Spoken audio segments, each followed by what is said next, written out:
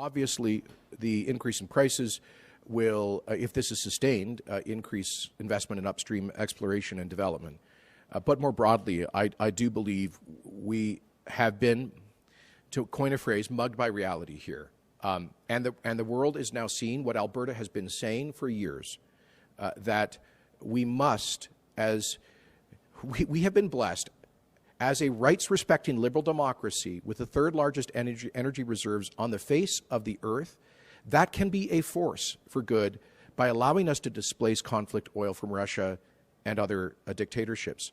So I think that this totally changes the policy context. We already had, in Washington, we already had a situation where a majority of both the Senate and House of Representatives, for example, have supported increased production in North America. I think that is now headed to becoming a supermajority. And so I think this completely changes the policy context. It obviously changes the price context. And let me be clear, I don't relish this. As Minister Tays said at his news conference the other day, he'd rather have $60 or $70 WTI than a conflict in Ukraine, than the invasion of that peaceful country.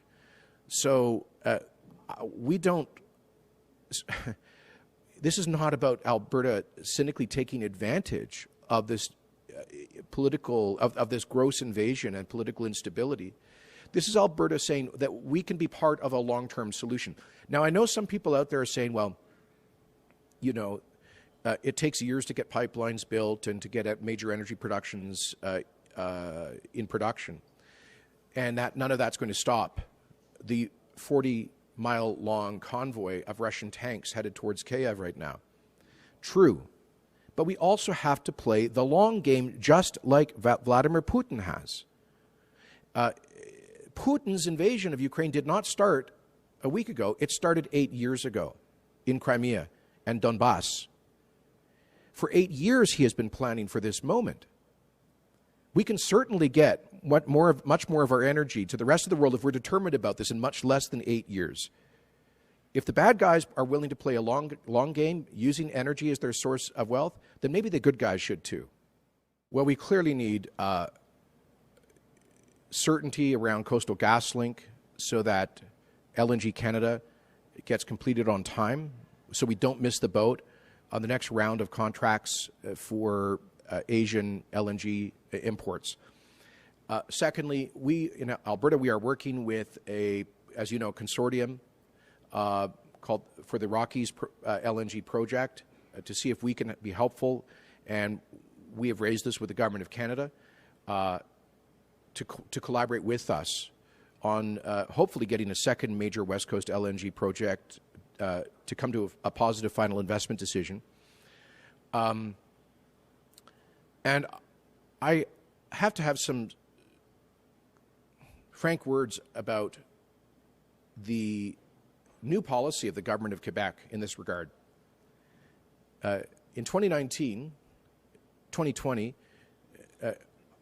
I and my office actually worked with a LNG project proposed for the North Shore of the St. Lawrence, Énergie Saguenay, and actually helped to make connections that had brought Berkshire Hathaway to the table for a prospective $5 billion investment in that project, because we thought ultimately would benefit Western Canadian producers.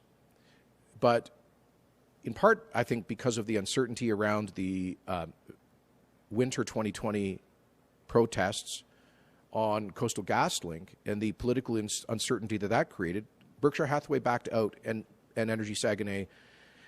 And now the Government of Quebec is saying that it will not permit any or facilitate any LNG, let alone domestic gas consumption.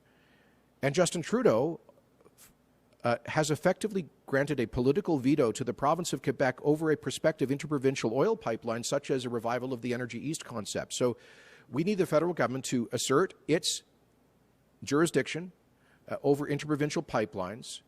And frankly, I call on the Government of Quebec to be part of the solution to reducing European carbon emissions and eliminating Russia's stranglehold on European energy supplies by working with us to export responsibly LNG. I think that if private sector investors could see clear political and policy support, that they would come back to the table for a potential major East Coast LNG project.